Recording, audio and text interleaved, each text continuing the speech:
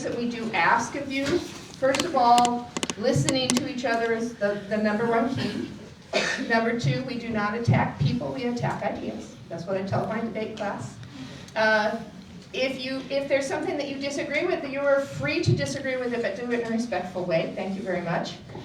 We are also asking that if you are asking questions this morning, you limit your statements and your questions to the same 90 seconds I give these guys to respond, because we want to be able to give everyone a chance to ask questions. If you have asked a question and you have a second question, please go to the end of the line and let somebody else ask, because it should not be one person back and forth with our panel. Did I miss anything, Laura? No, I think that's good. That's it, okay. I'm going to go ahead and do our welcome speech. I can fill time, this is good. I'm Corey Cantrell. I am a member of the board of the League of Women Voters. I also teach speech up at North High School, so that's why they make me do this. The League of Women Voters has been in existence for over 100 years. Their purpose is to encourage people to register to vote, participate in voting, and participate as educated voters.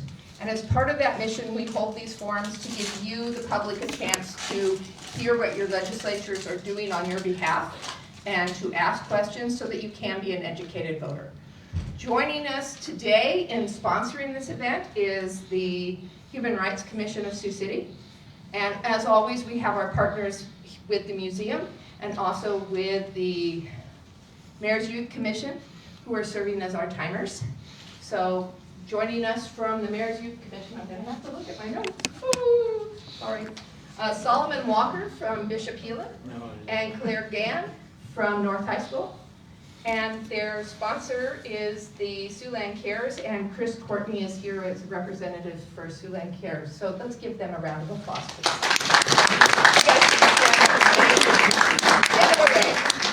There you go, yeah. I will let Karen Mackey tell us a little bit about the Human Rights Commission once we have everybody here so that we can know about their organization a little bit more. Here they come.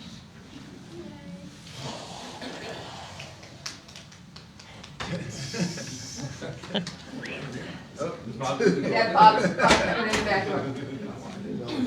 Okay, so we have with us today Representative Carlson, Representative Scholten, Representative Bossman, and Representative Henderson. Is Senator Alon's not going to be able to make it? He's not going to be able to. Okay, great. So thank you, gentlemen, for being here. It sounds like you've already had a busy morning. We appreciate you taking the time to join us and to listen to the concerns of your constituents.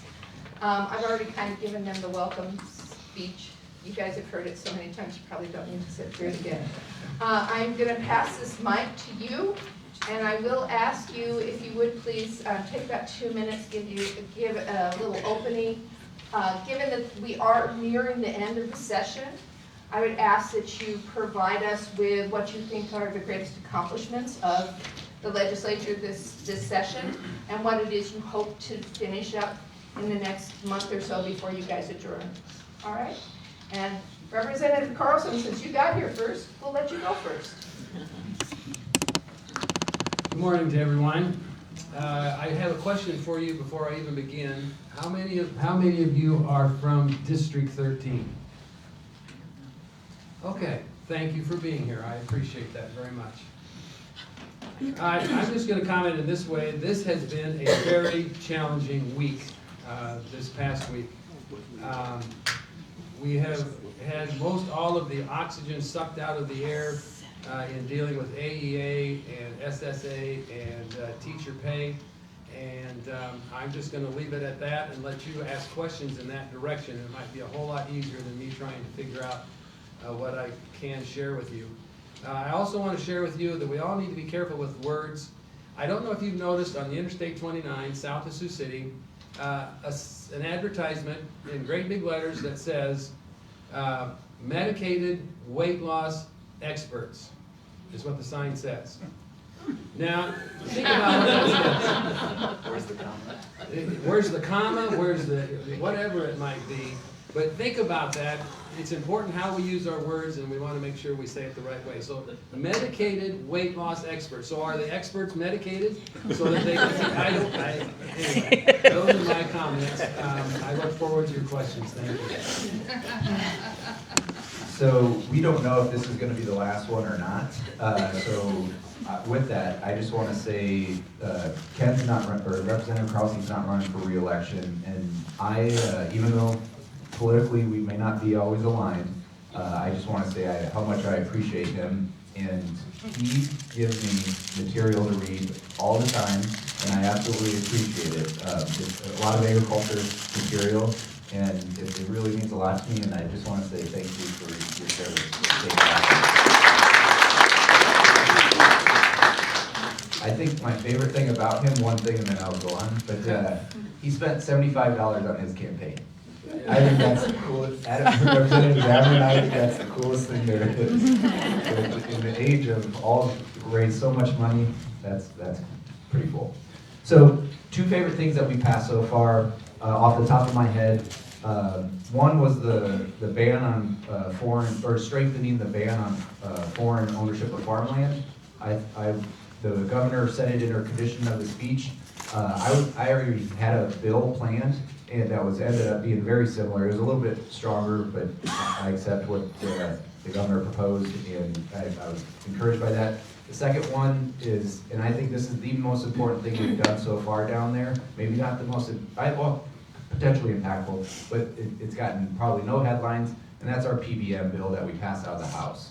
I hope the Senate picks it up, because we have a pharmacist in our caucus, the Democratic caucus, and he said that there's a study out of Drake that says 40% of independent pharmacies in the state of Iowa will be closed in the next year if we don't pass this bill. 40%. And we've already, since in the last 20 years, we've already lost, I believe the number is about 40%, or maybe up to 60% as well. I mean, you think of why drug prices are high, you think about all these things, and it's PBMs are the ultimate middleman that was created by the government that has really hurt a lot of us. And so to date, that's number one thing. Two things that we haven't done that I really wish we would do more on: mental health. We were all at a forum a couple months ago, or last month here, that was phenomenal. The need is 1,400 psychiatrists in the state. We have 243. That's where we're at with mental health. The other thing, in nursing homes, I don't know if the gentleman's here, he's come to the last couple. We have to do something to address the nursing home crisis in this state. It's not just in this state, but that's a need that I feel that we've really failed to help. So with that, I'll pass it on. Thank you. Oh, J.D. Scholten, House District 1. West 7th, Riverside, Stone Park to Grandview Park. I'm State Representative Jacob Bossman. On that? No. There.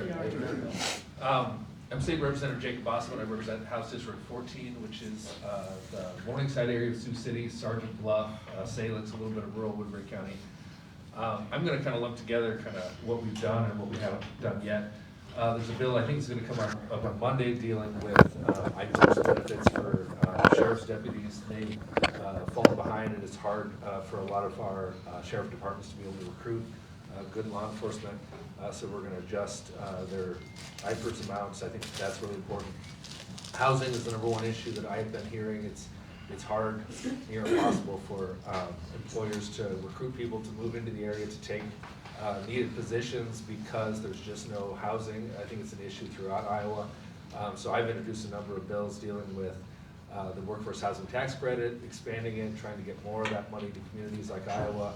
Also dealing with land banks. We're calling it a land redevelopment trust now to try to allow communities like Sioux City to redevelop some of those blighted lands and turn those over to developers to turn into housing. So I think that that's something that's important. I'm hoping we still do this year. Targeted jobs is a pilot program tax credit that directly impacts communities like Sioux City. We're hoping to get that extended. And I think as we go forward in the budget process, we're gonna be able to focus a lot on those priorities, like JD said, mental health reimbursement rates.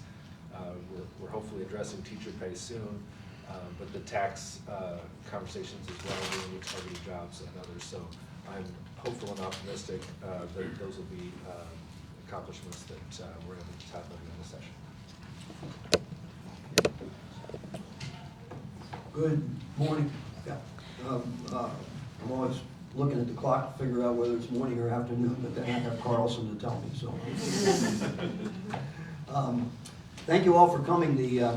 I'm really happy to see such a large group, and the reason for that is because this is really where government starts, you know, in places like this. And Dwight Eisenhower said at one time that if anybody calls this place, and he's talking about the country, their home, they have an obligation to be involved in government. He didn't mean that they should all run for office, but what he did say is be involved, know what's going on, have an opinion, make sure that you express that opinion, even if you don't get it through. So thank you all for doing that. I'm really impressed to see some here from Southern California. At least he has a shirt on. Came all the way out here for this nice weather, right? Yeah. Anyhow, people ask me, are you having fun down there? Well, I wouldn't exactly call it fun. And that it's not that I'm not having fun, it's just that there's an accomplishment that occurs with whatever we do, and that accomplishment is,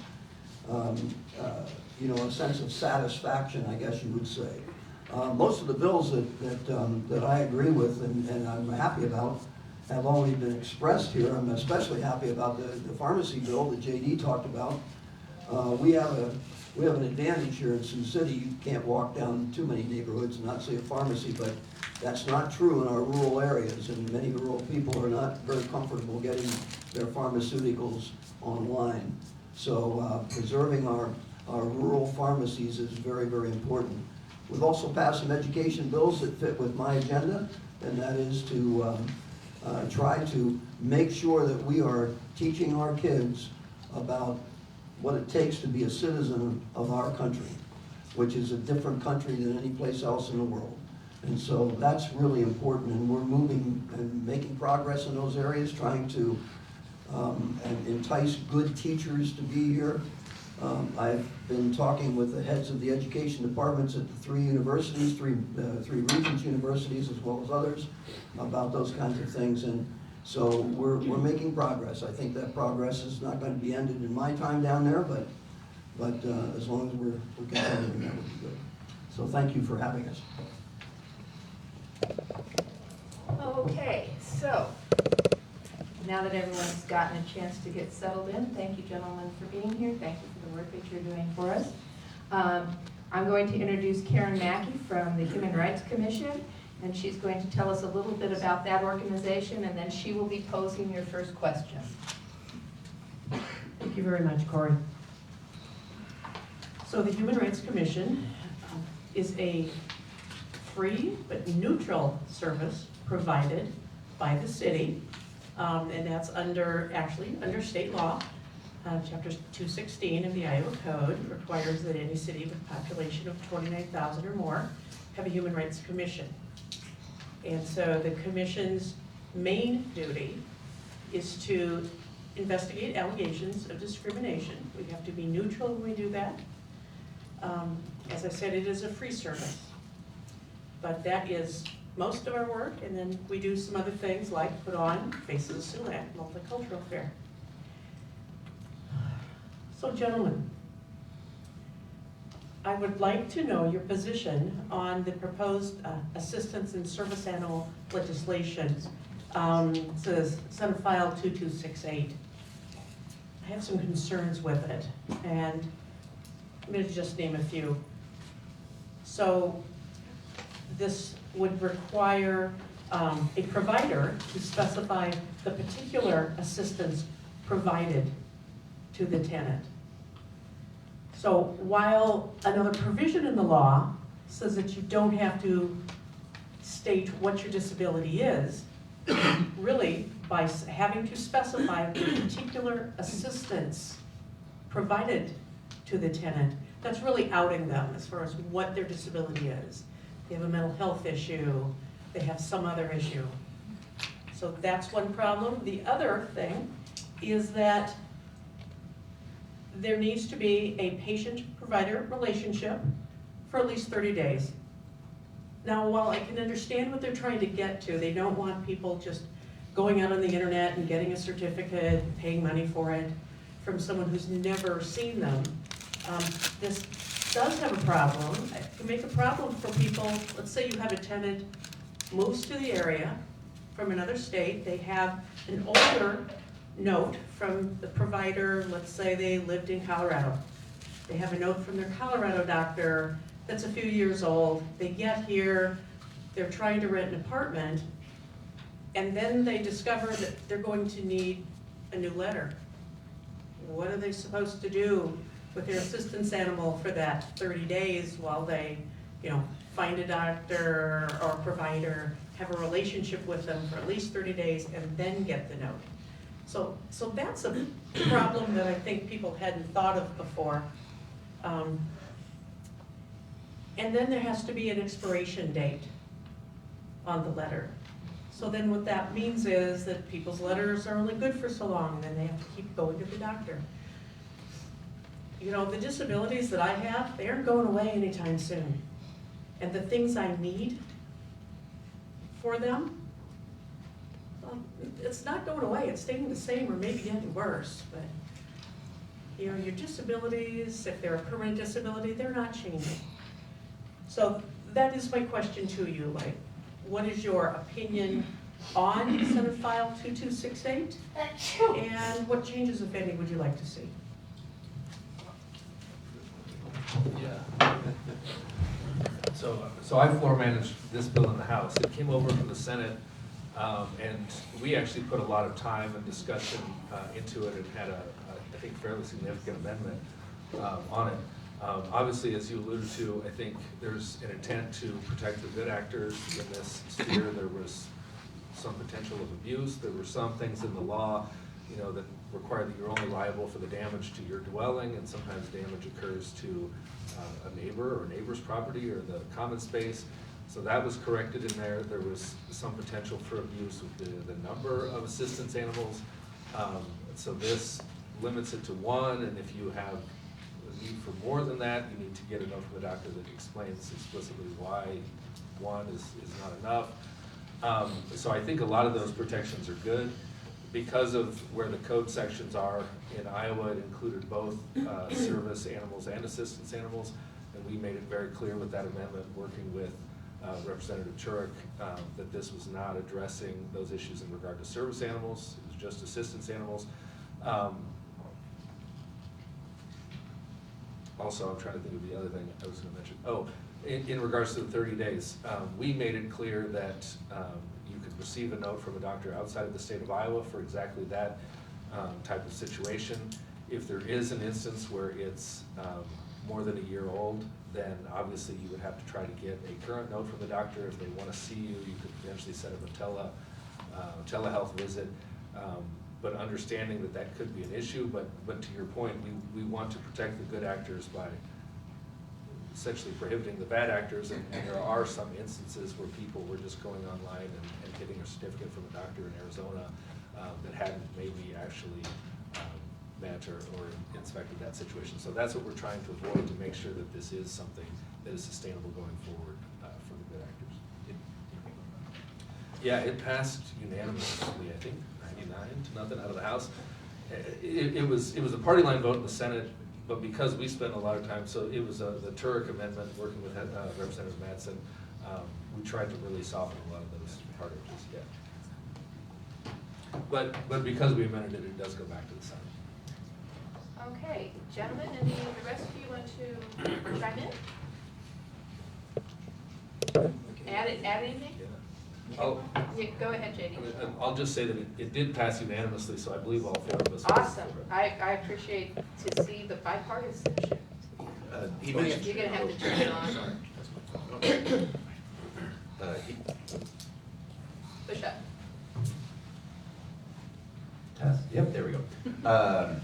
He mentioned Representative Turek. For folks who don't know, he's our representative down in Council Bluffs, who was born and is in a wheelchair. Paralympian, I think 3-time Olympic champion. He's just been a huge, I think, addition to the legislature in bringing a lot of these things. The other bill that I would like to mention is that City Council member Alex Waters has mentioned here the last 2 times was the Work without Work worry. Without Worry. That's still held up. I believe it had a subcommittee, but it hasn't gone to the committee, which is disappointing, but I hope we can pass that eventually. I'm just gonna steal this real quick. Did you want to say something? Okay.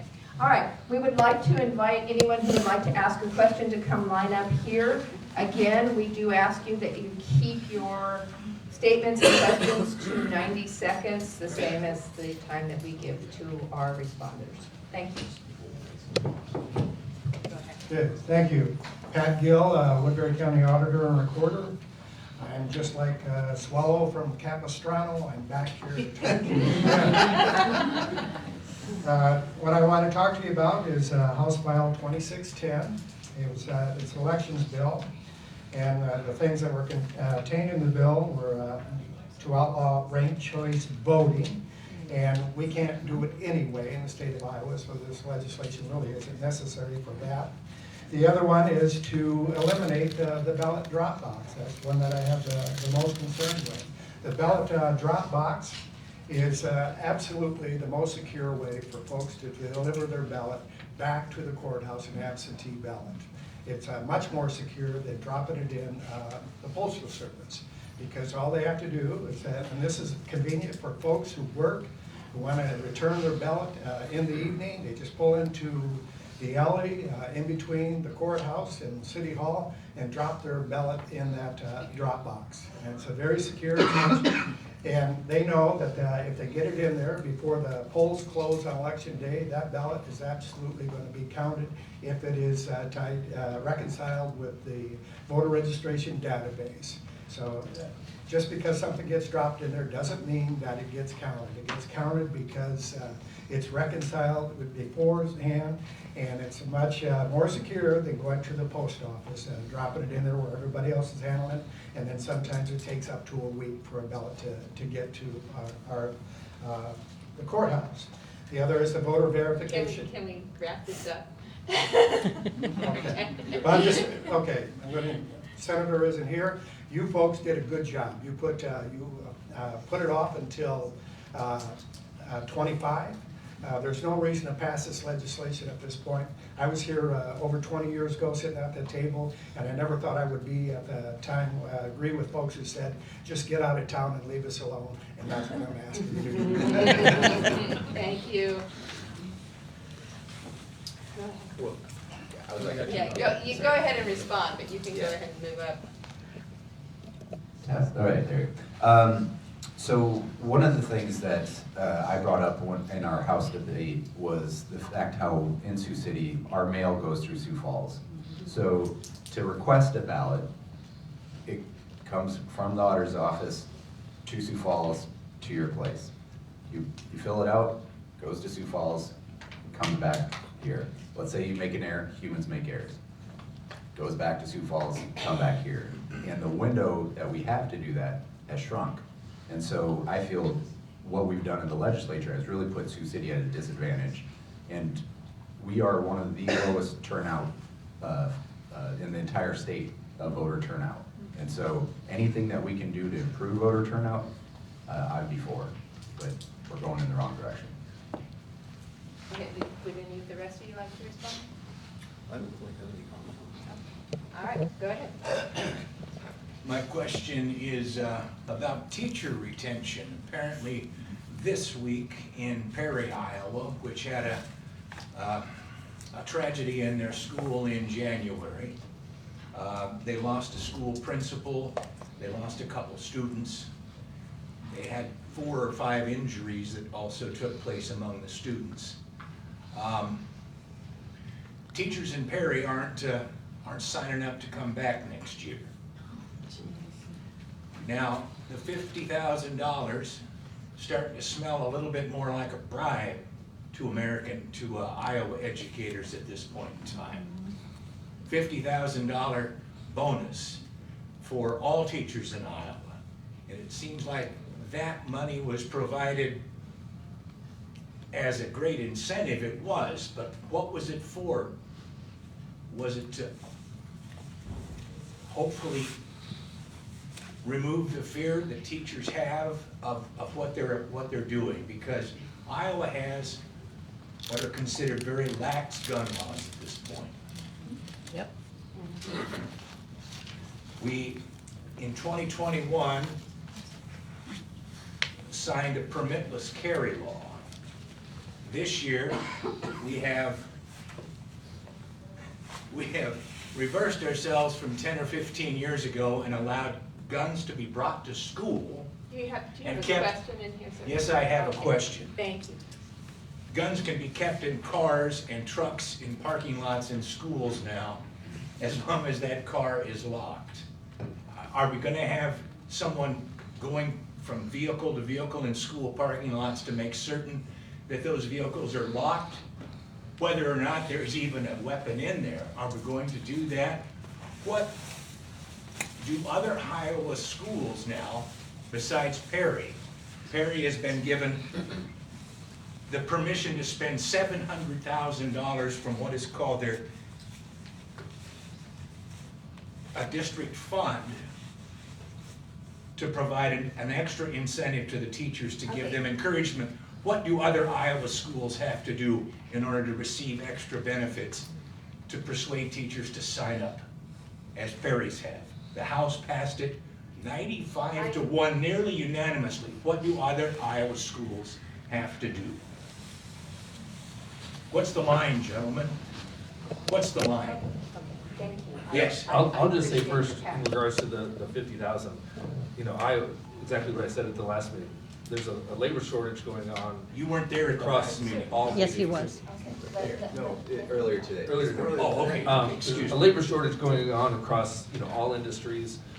It's harder for everybody from CPAs to lawyers, to teachers to find people. And so this is something where we're seeing people going away from this profession. We want to encourage people to go into this profession. We want it to be something that people look at and go, you know, that's paying at least $50,000 to start. I'm gonna go into that, wanting other teachers from other states to move into Iowa. So this is solely based on trying to help fill the needs for teachers in our schools, try to make Iowa a place that teachers want to come to.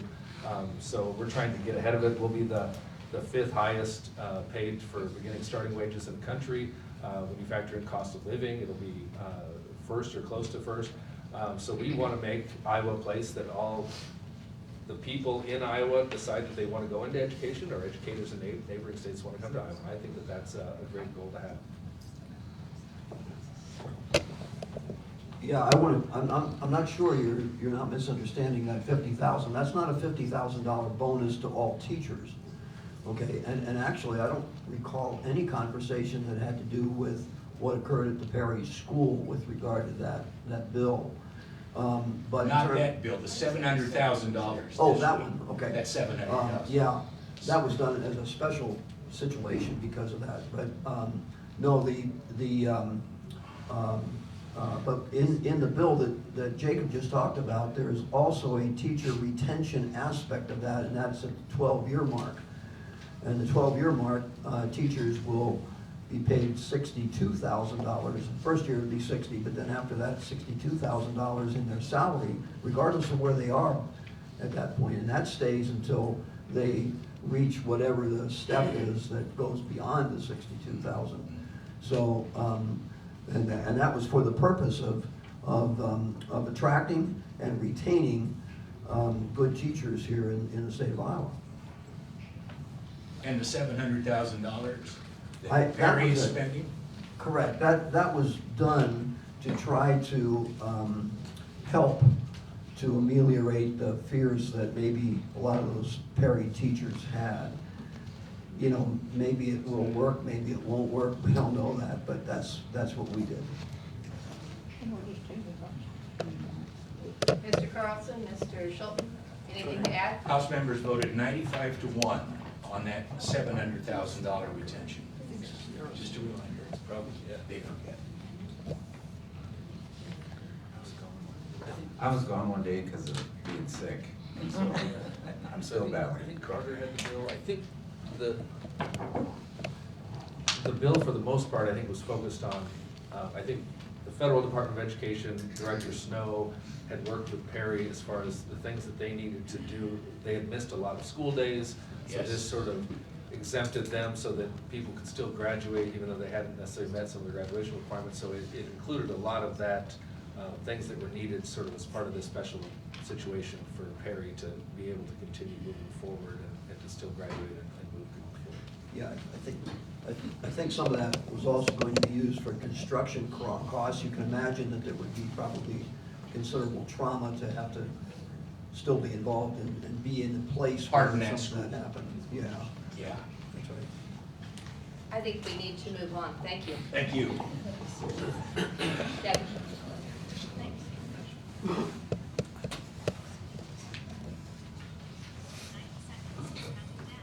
So, I had sent some, information to my senator, Alan, he's not here. I just texted it to you, Jacob, so you've got it now too. What I'd like to address is putting guns in the classroom. So, and what I'm talking about is actual research, not what you think is right. Research supports that there's been multiple incidents of students and teachers finding misplaced firearms in bathrooms, locker rooms, sporting events, multiple incidents where guns were stolen from teachers by students, or cases where guns were misplaced and later found in the hands of students. The notion of a highly trained teacher armed with a gun able to respond as quickly as trained law enforcement is a myth. Law enforcement officers receive hundreds of hours of training, but in states that have laws to arm school personnel, school staff receive less training. So my question is, when I'm done, how much training are they gonna get? And then there's also research that shows an armed teacher is more likely to impede responding law enforcement than to stop an active shooter in a school. And state immunity laws, because what this bill is also doing, is granting qualified immunity to teachers who have guns in the classroom, meaning that you are, as a parent who loses a child to friendly fire in the classroom, has no way to compensate for your loss. That's qualified immunity. And now we're giving that to just regular folks in the classroom who should be focusing on teaching our students, not worried about whether or not how they're going to stop an active shooter. Okay, My time's time's up. up. Oh, I know. Thank you, I have a Jackie. timer. I appreciate you So doing my that. question is, the training, what are they going to receive? And if we're going to give these teachers qualified immunity, what is my compensation if I lose my child in a classroom because the teacher is trying to battle with an active shooter? So under this legislation, we're creating a standard that is equivalent to law enforcement. I believe the training requirements exceed that of law enforcement, especially as far as the ongoing training required.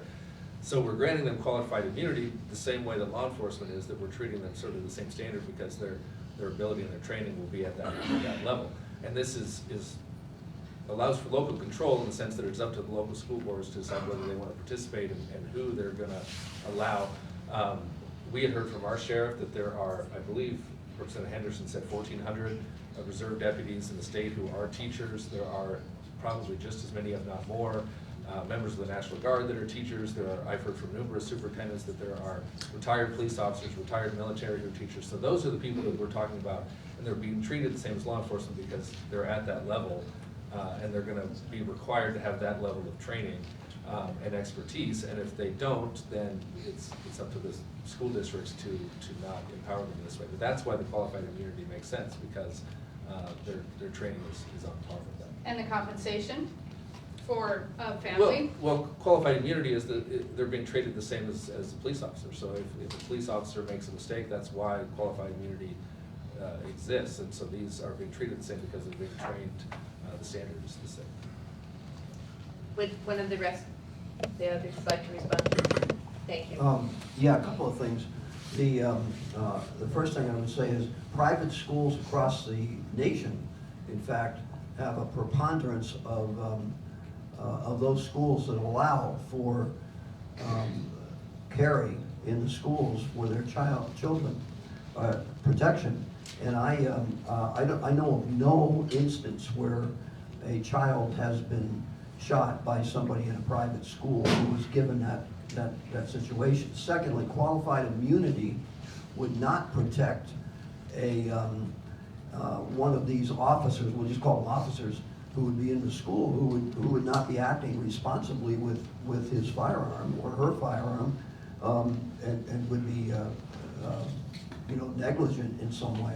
Negligence would not be covered by qualified immunity. So there's some differences there. Which registered law enforcement, Jackie, which please. what law enforcement agencies Okay. filed in favor of the bill?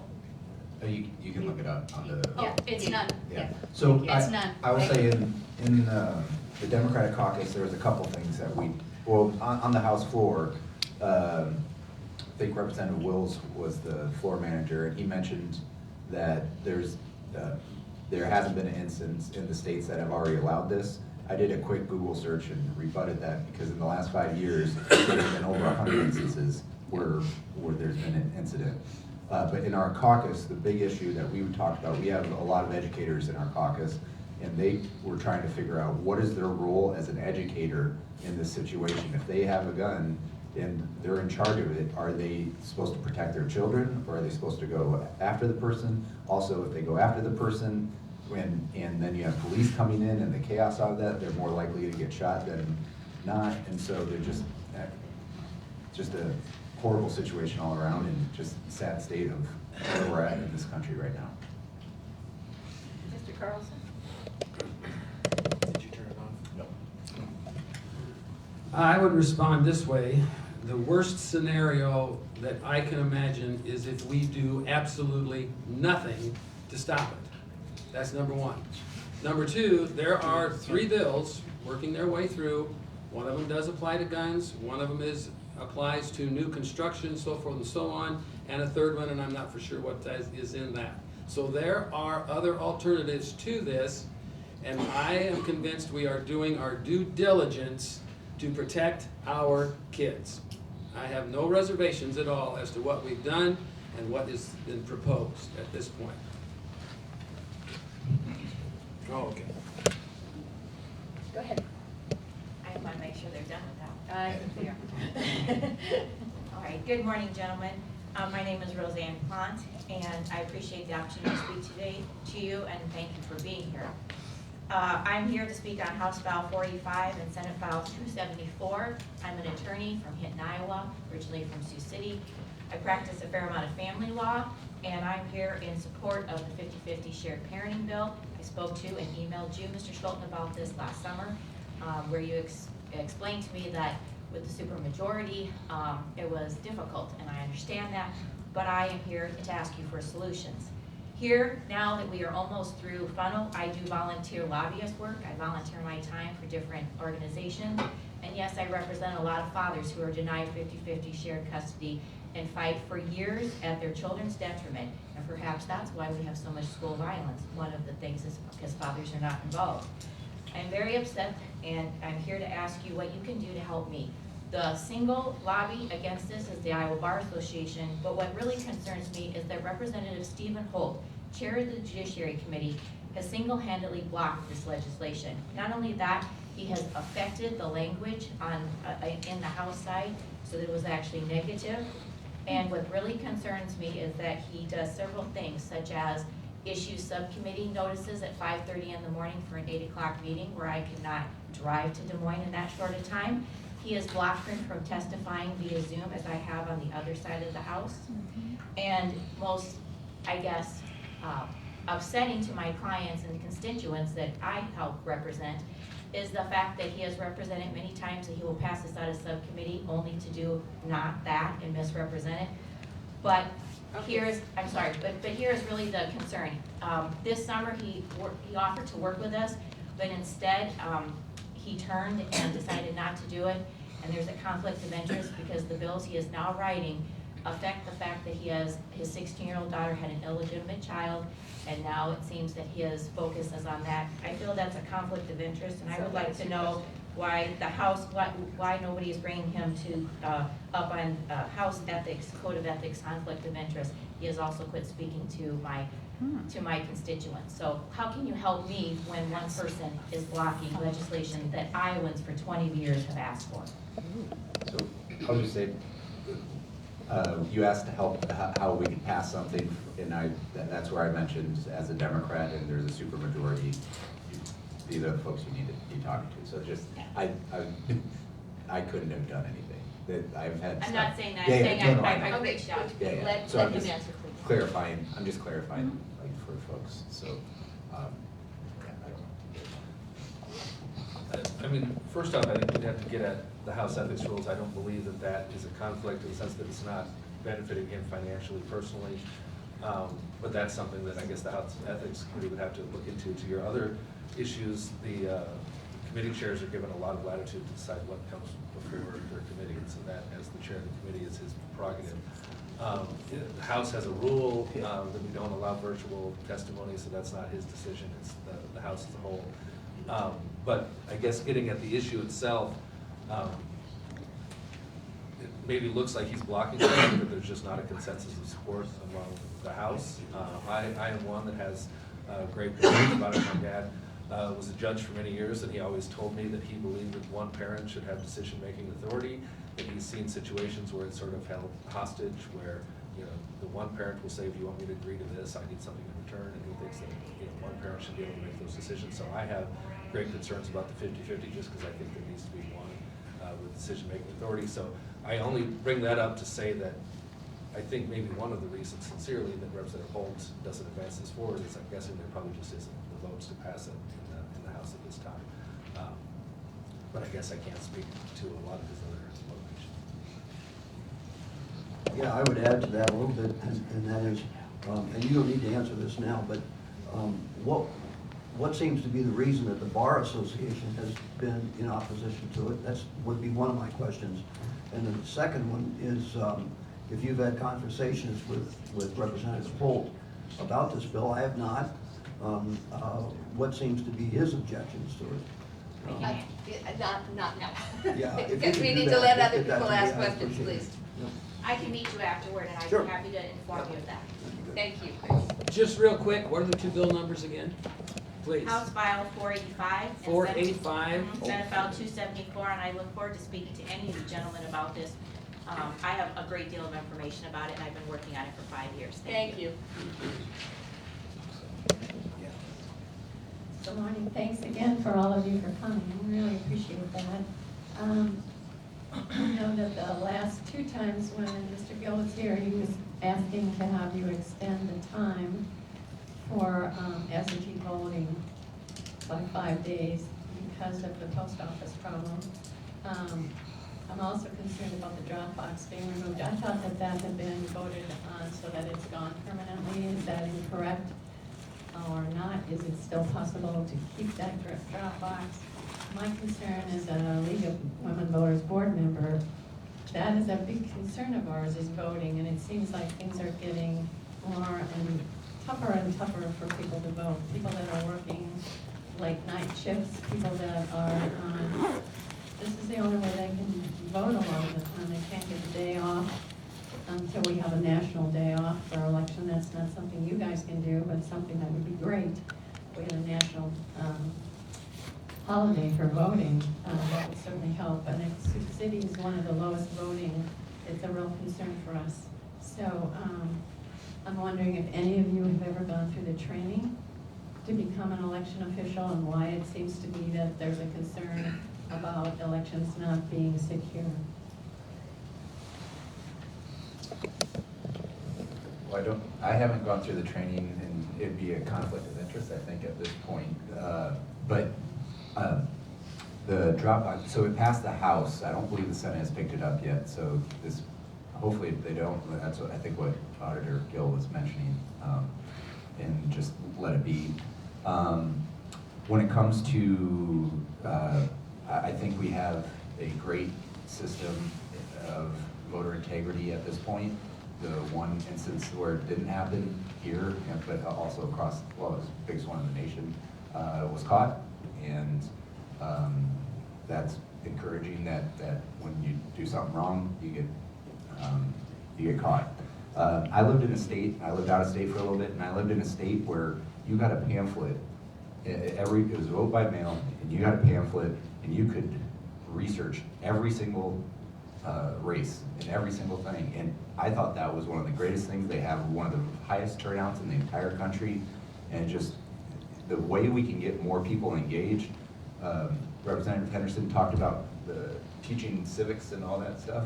I think that goes hand in hand with allowing more people to vote and get engaged with this. And I challenge Sioux City to take some pride and get more people to vote. That's my biggest issue with what's happening right now.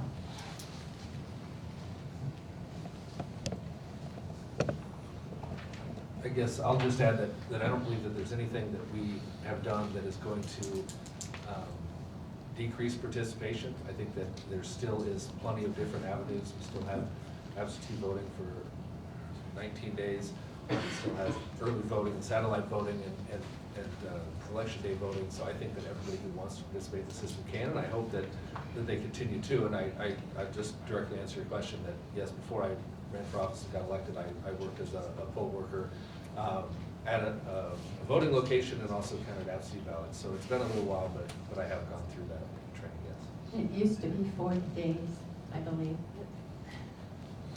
I have a little different take on this, I suppose.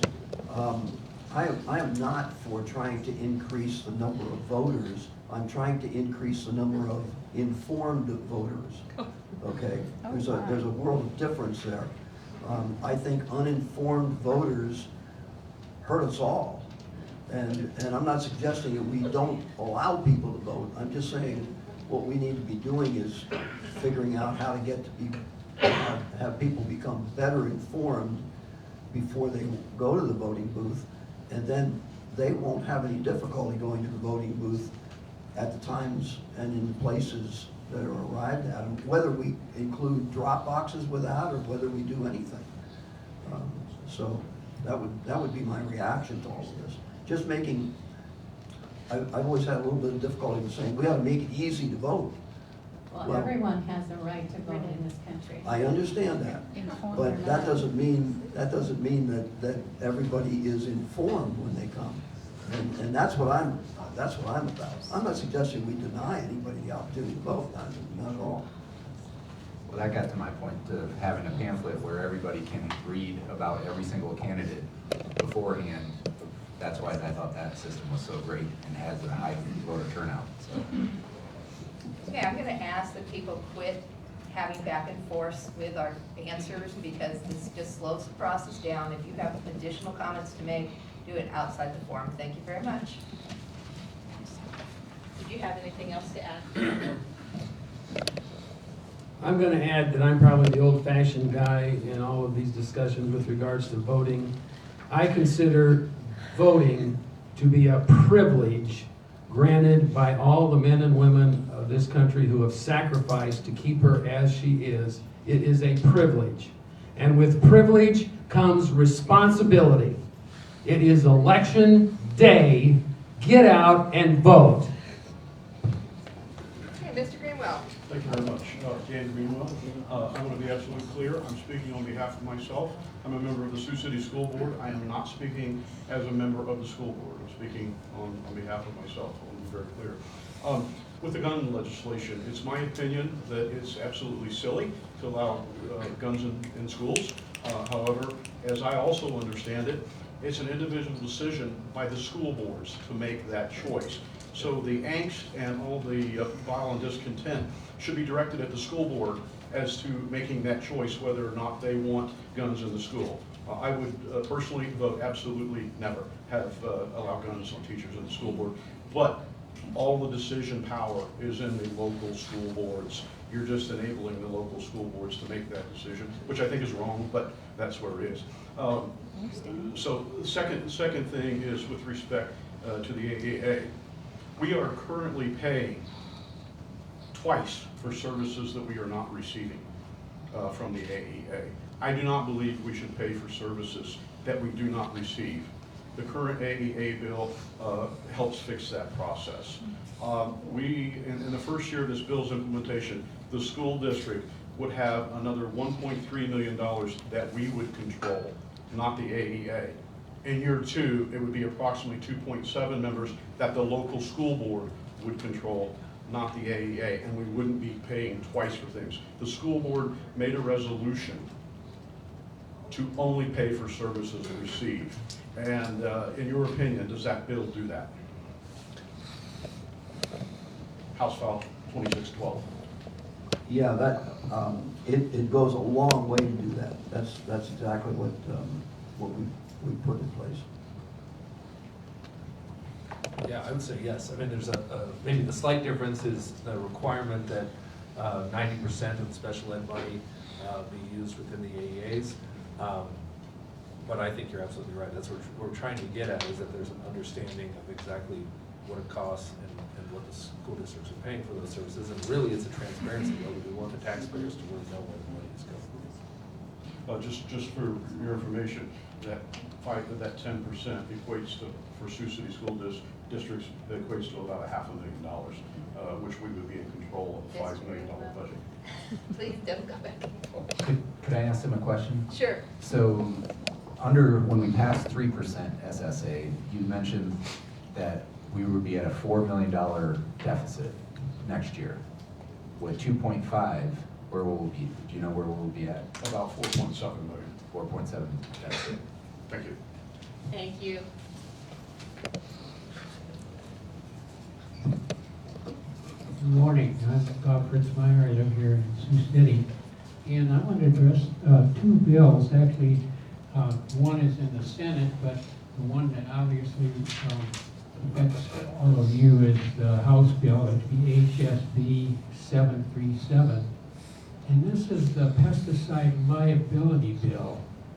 It was originally, did not survive the funding, so it was introduced as a budgeting and taxing legislation as a tactic to circumvent the deadlines. The bills would shield pesticide manufacturers from any liability that would be brought against them in regards to these products, the chemicals in those products.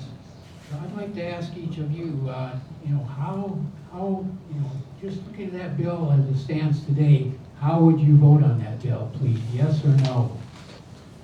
So I think the issue gets at, and there's probably some lawyers here that can get at these definitions, but they're being sued under the tort of failure to notify.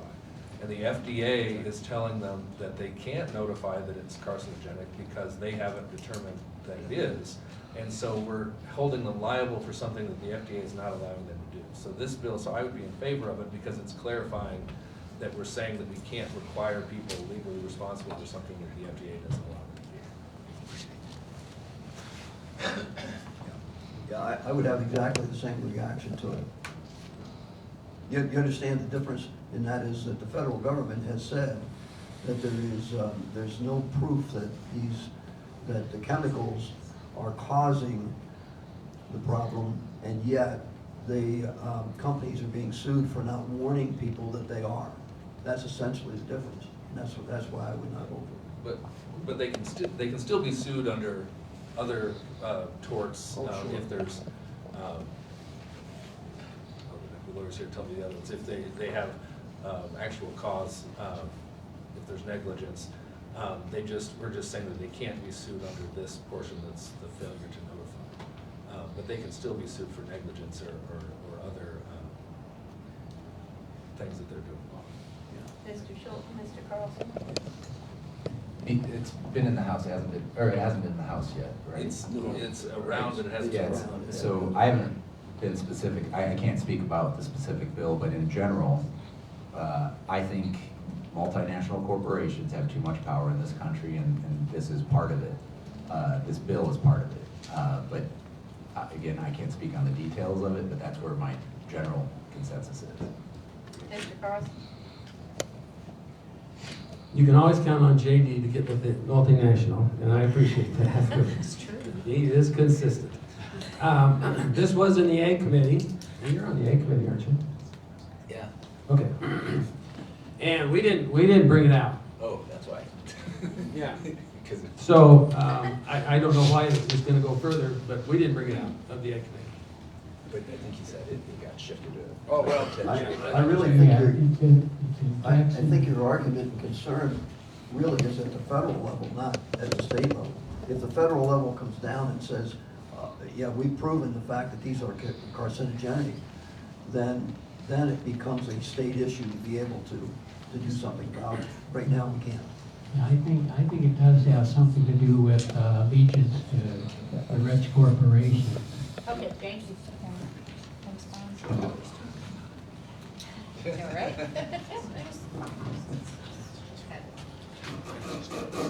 I have an outside voice, I don't probably need the microphone. Caitlin Dre, Sioux City resident. I want to respond to, I believe it was Representative Carlson, about what we can do to keep people safe from gun violence. Was that your comment, right, that you're doing? Right. Okay, thank you for clarifying. Just a couple of statistics. This is as of May 2023. Iowa has a $4.2 billion cost each year associated with gun violence. 53 million of that is paid by taxpayers.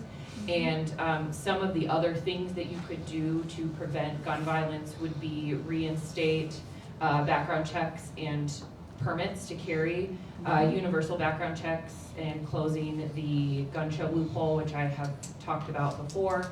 And then also, like I said, reinstating a permit. And so I'm curious if any of that is something that you would consider in terms of preventing gun violence, not just in schools, but across the state.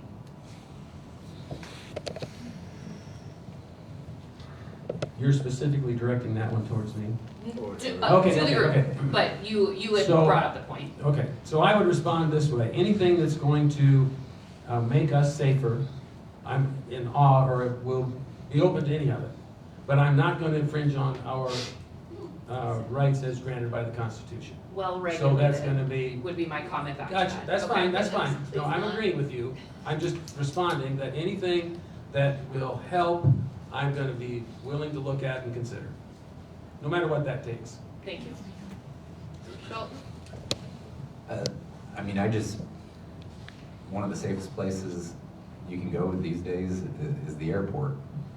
And Yeah, why is that? yep. That's a rhetorical question, just so you know. Yeah. Mr. Bossman? I would say I'm in agreement with Representative Carlson. I'd say everything's on the table. We obviously want to do everything we can to make Iowa, and especially our schools, safe places. I think that we just fundamentally disagree on how to get there. Mr. Henderson? Yeah, I would agree also. One of the things I would mention, however, if we enacted what it is that we do at airports, we would not begin to start school until about 7 o'clock in the evening. But one of the things that we have available to us today that is rather new is technological things that we can do to minimize this. Let me tell you about two of them. One of them is most schools today, especially high schools, have cameras. Okay. Are you talking about AI gun detection? I'm familiar with the technology. You don't need to explain it to me. It's probably a lot of Well, the perhaps I cameras ought to explain it to Okay, everybody. well, it's a response to my question. There's AI technology available to be able to recognize when somebody is coming into the school brandishing a weapon, not just a gun, but it could be any weapon. And they notify any authorities that might be in the school, like an SRO, and they notify immediately law enforcement people within seconds that that's happening, determine exactly where it is. A second type of technology, which may be available, it actually is available, and we're trying to figure out ways to get it into schools, is how would I say this, kind of like an arch that goes over the school that will immediately identify a concealed weapon, who has it and where they are if they walked into that building. So in a mob of students, for example, coming off a bus, maybe coming into the school, it would immediately identify that. Those can go a long way to help to attend to this issue. May I ask a follow-up question? Do you have time remaining? We have someone else who's Okay, waiting. If thank you would you. like to ask a follow-up, you can wait until she's finished. Thank you. My name is Megan Alt. I am currently a Northwest AEA employee, but I'm speaking on behalf of myself, not the agency. I'm not originally from Iowa. I moved here to work for Northwest AEA because I knew the AEAs were one of the gold standards in the country for education. I'm currently a speech language pathologist with nearly 10 years of experience. This has been my community. I would love to start a family, but my question is, why should I stay? Please allow me to share some pretty vulnerable numbers. Currently, my daily pay is $348.70. If I were to work for Sioux City as an LEA, I would make $346.51. If I were to be a 1099 employee, so a contract employee, at minimum, I would make $601.32, but a more realistic figure is $1,208.49. That is a per day wage, not including benefits, just for time. I won't get into it. Why should I stay? Gentlemen? I would say for a lot of the same reasons that you came here. I think that Iowa's a great place. Obviously, the AEA is a great place to work for. I don't believe that it's going to fall apart in the way that I think a lot of people are afraid. I think the AEA is going to continue to thrive, and the great work environment and experience that you have right now, I think, will continue going forward. One of the reasons for this is that it has been shown that 42% of the funds that are used for AEAs today go into administrative costs. And we are not changing that. All we're doing is effecting policy that will shift that funding to service providers like yourself. Now, I can't guarantee that your wages are going to go up or your salary is going to go up, but that's the intent here. Okay. Can I make a rebuttal? How about we let the other two respond, please?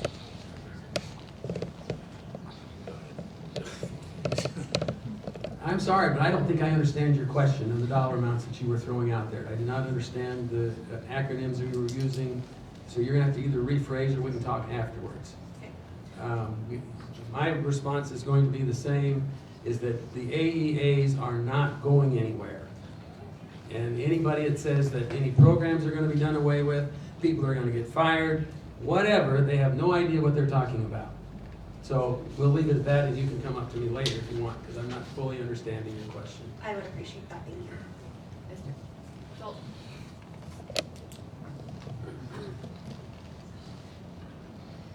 I don't know. Just to fight back, that's, Yeah. I don't know. Run against Jacob. Okay, thank you.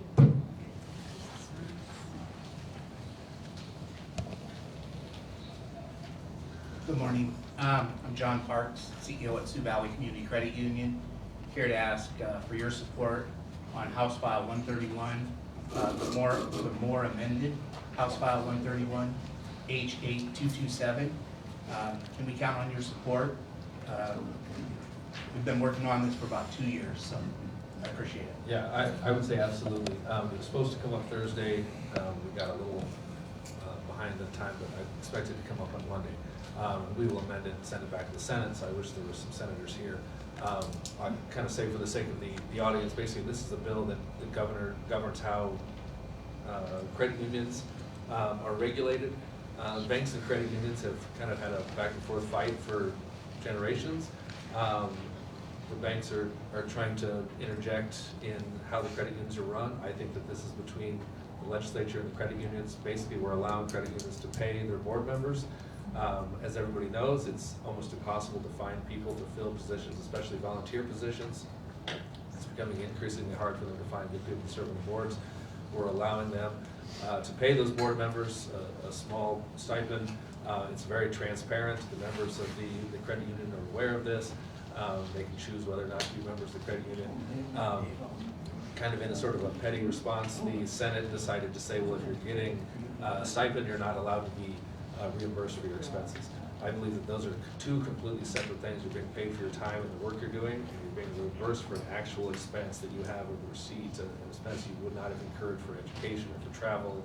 And so I think obviously if we're allowing people to get paid for their time, it's a no-brainer, and they also need to be reimbursed for their expenses. So The House has added that portion back in, sent it back to the Senate, and I'm hoping they accept it.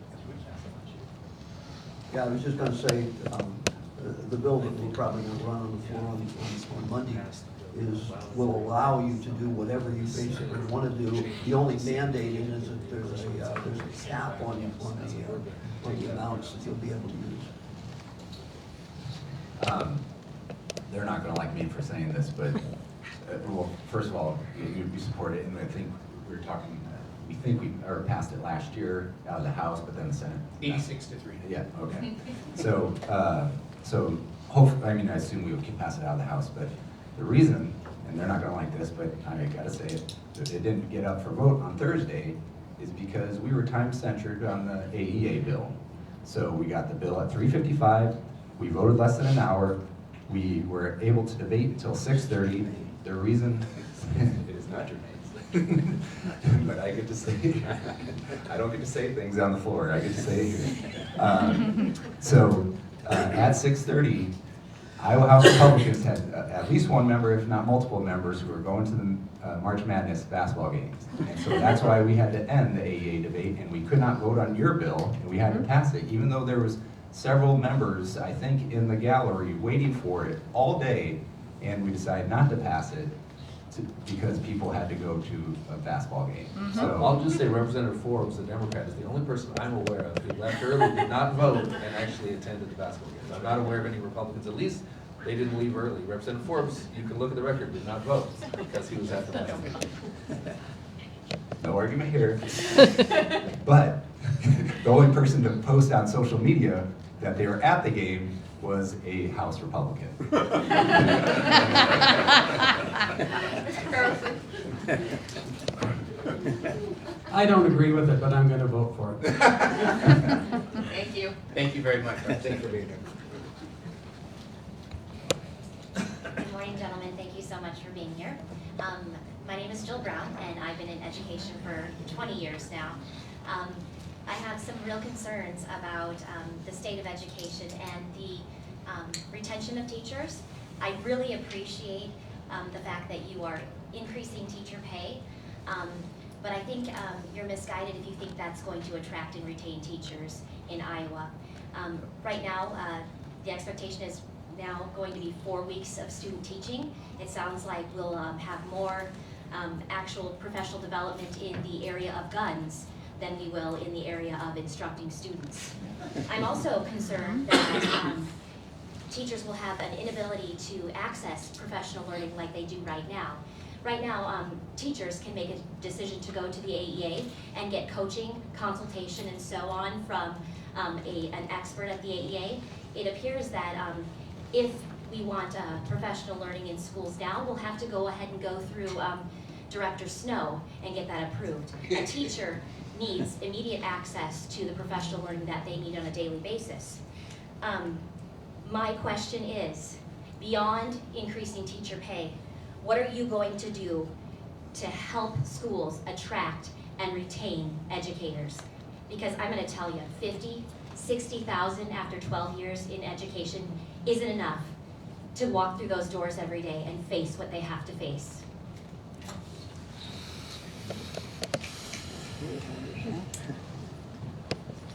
I began a teaching career in 1972 in one of the highest paying states in the country, Connecticut. My first contract was for $5,500, and it included about a $250 amount for coaching at that point, with an average annual inflation rate of about 3.8%. That salary today would be $38,000. And that would have been in Connecticut, one of the highest paying places in the nation. We are putting in place a $50,000 starting salary that will be the bottom level, and a retention salary after 12 years of $62,000. That is way ahead of the inflation rate, number one. It places us 5th in the nation on salary. We are at the low point, we are the 5th lowest cost of living state in the country. we're doing some pretty good things for teachers. Now, is there more to be done? Yes. And the more that's to be done probably doesn't have much to do with salaries. It has to do with I just want to say that's a big part of it. I do think, especially when you look at our neighbors in South Dakota, Nebraska, it makes Iowa very, very competitive, especially when you factor in the tax cuts we've had recently when we go to 3.9% flat rate. I'm already hearing from a lot of my friends in South Dakota that they want to move back to Iowa.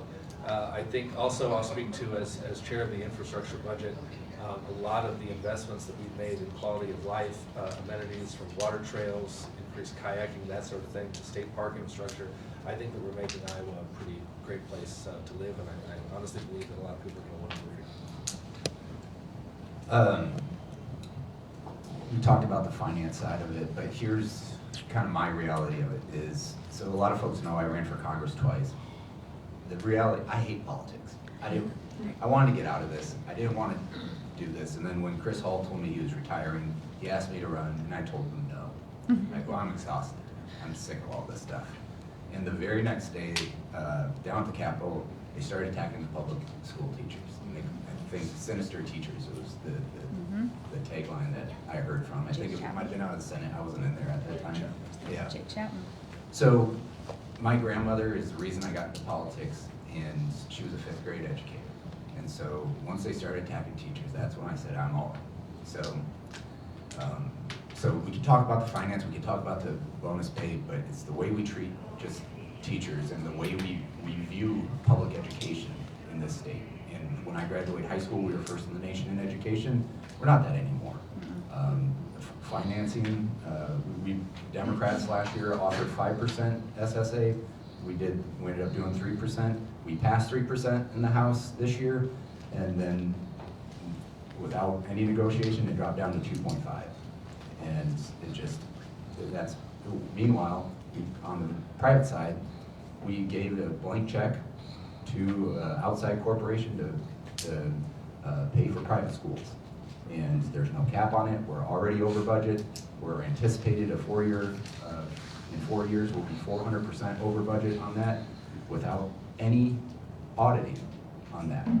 And that's, I mean, you talk about priorities of where you invest in, that's it right there. That's the balance on it. And there seems to be a shift in public education in the state, and that's not what Iowa has traditionally been. No comment.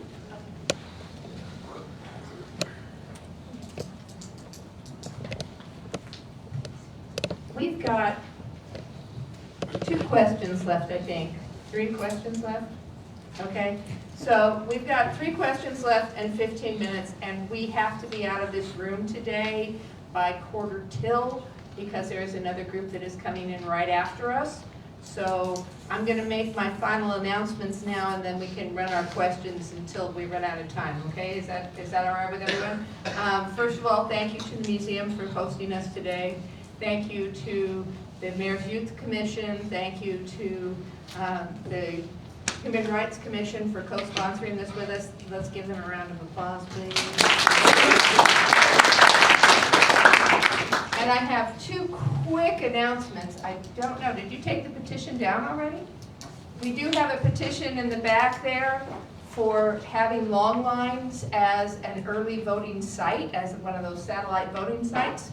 We need to collect enough signatures to make that happen. So if you are a registered voter here in Woodbury County, if you want to have early voting available, would you please sign the petition as part of the League of Women Voters' desire to make voting accessible to everyone. Second announcement is that Claire Gann, our timekeeper who's been doing an excellent job along with Solomon over there, is raising money for HOSA. She's selling dum-dums for $0.25 each. So after we're done, if you catch her outside and want to give her $0.25 for a dum-dum, it would be appreciated that you support that effort. Anything else we need, Dagna? Okay. All right, we'll go ahead. My name is Joanne Sadler. I want to just really thank all of you for being here as a League of Women Voters board member. It really makes it wonderful that we have you here because we've had some years where not everyone shows up, and we really appreciate you being here. I also want to thank Mr. Carlson for coming because I am one of your constituents, and what you vote on affects the whole state. If I may be the only one here from your district, but your vote matters to the entire state, so I appreciate you being here. And on Pat Gill's concern about the drop boxes, I live 25 miles away, and I always request an absentee ballot because I'm a poll worker, and I am willing to work in a location other than my own. So I can't vote if I'm working in Mobile or working in Climbing Hill or wherever. I can't be on my own. So I always vote absentee, and I live out of town, so I use that drop box. I'm not here in Sioux City from 8 to 4:30. I'm here at night or the weekend, so that drop box is really important.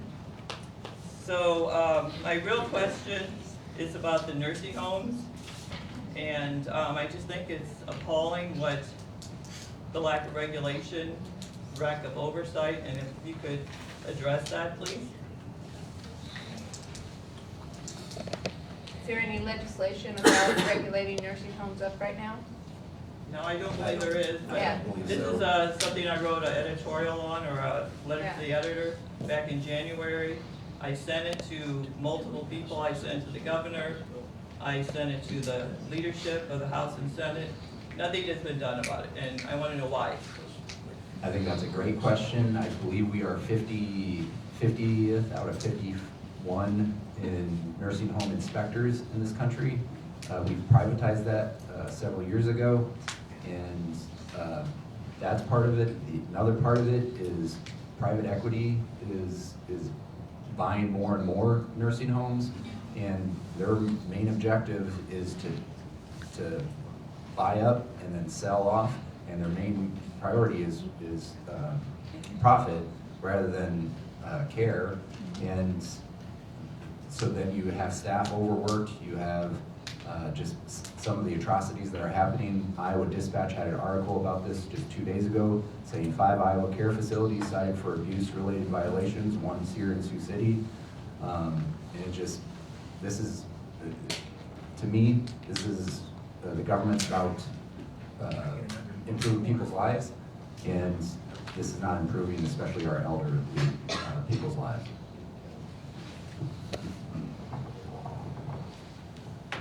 I believe about 3 weeks ago, we passed a bill that addressed a lot of those concerns. I don't know your specific concerns, but I do know that we did pass one. It's probably someplace in the Senate at this particular point.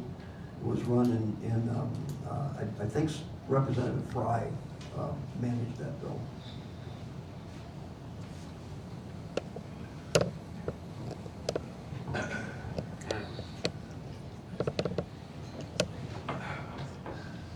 I guess I need to learn a little bit more about the specific issues. I know that there have been a lot of concerns, or a lot of people have been pushing for cameras in nursing homes, and I know that's been talked about for years, but obviously has privacy issues, and so we haven't been able to move forward with that. I know the Department of Inspections and Appeals has oversight.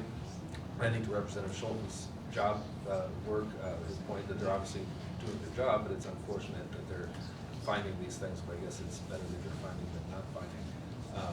So yes, obviously it's an issue that we need to learn a little bit more about what the possible solutions are.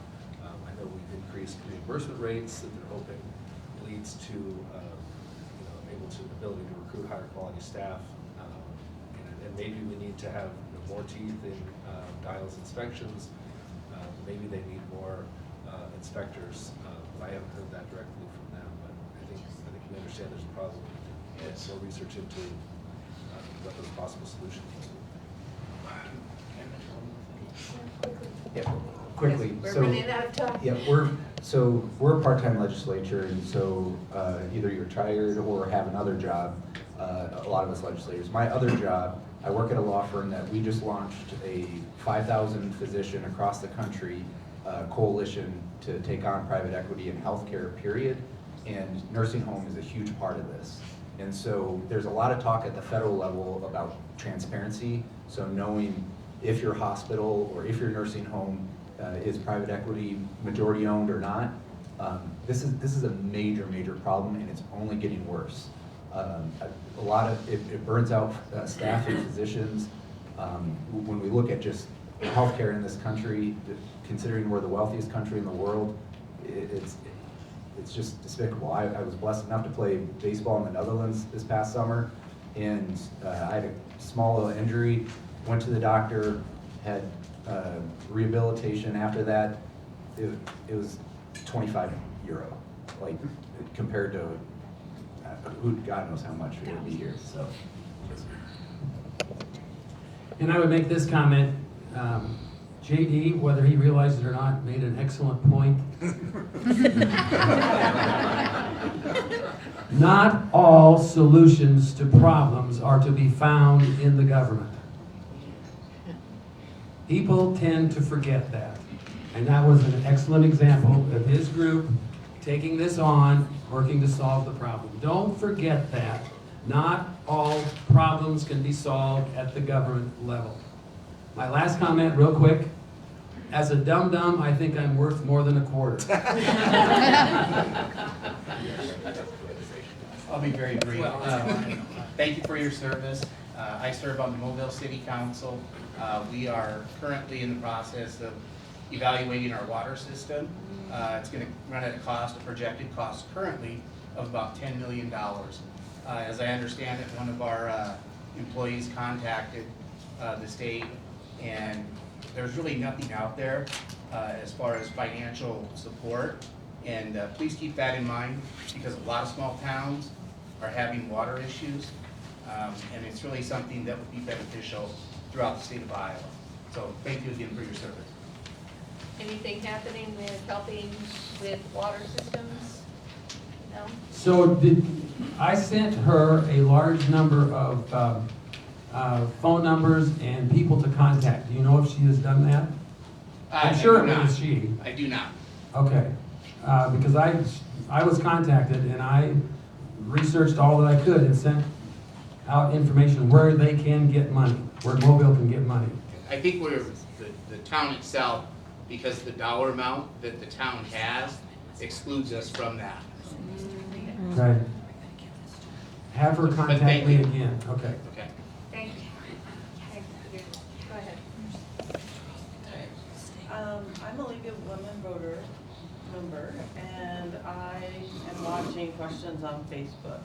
And there's one question from Earl Miller. He attended the education forum, and he said he just listened to Bob Henderson and Jacob Bossman for an hour state multiple times about multiple bills.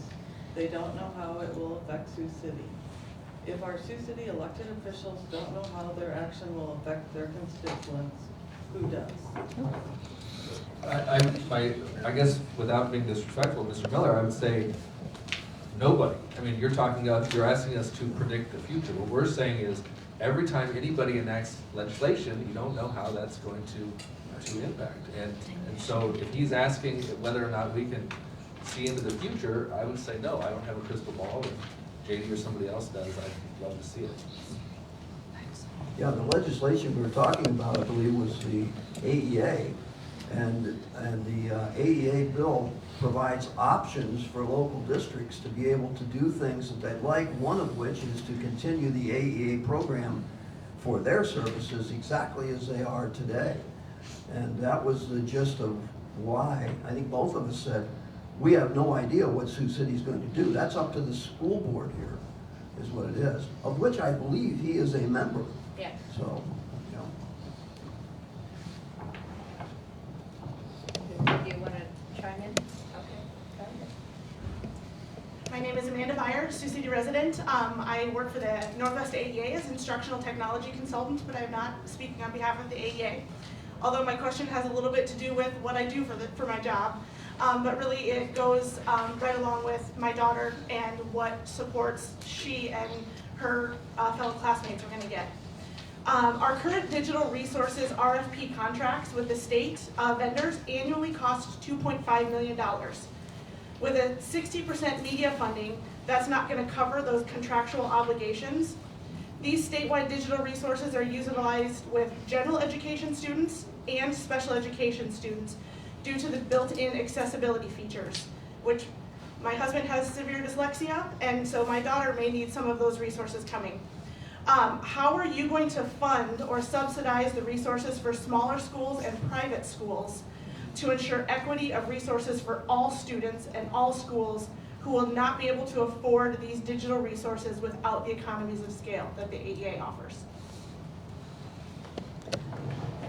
Are you talking about the online databases? Yes. Okay, online databases are repositories where my students go for research. So they give us access to lots of information that we obviously can't house in our library. I don't know what the contractual amount is, but I know that the AEA, we get those services through the AEA. Your question makes a grand assumption that all of the school districts who are in the AEA and contributing are only going to contribute 60% of what it is that they're getting. I don't think that's a fair assumption. I have no idea, we have no idea, it brings me back to the last question, we do not know what's going to happen. But what we're going to do is put it in the hands of the school district. Many of what you're talking about, many of those services are mandated. So the school district is going to have to do something, and they may well do it through the AAs. So your question may not be really a valid question because of that. And I would say, talking specifically to like the online databases, I would assume the way that it would happen is you would factor in the cost, presumably the economies of scale and the discounts in that regard, divided by the number of people that are accessing it, provide them a fee for that service, and they would then cover the cost of that. And if there's less people then accessing it, then you have to spread that cost around fewer number of people. But I assume that my hope is that it still would work the same way, just you would be getting part of that 40% and eventually the 100%. And I think that the school districts will continue to utilize you for that service because you talked about the economies of scale.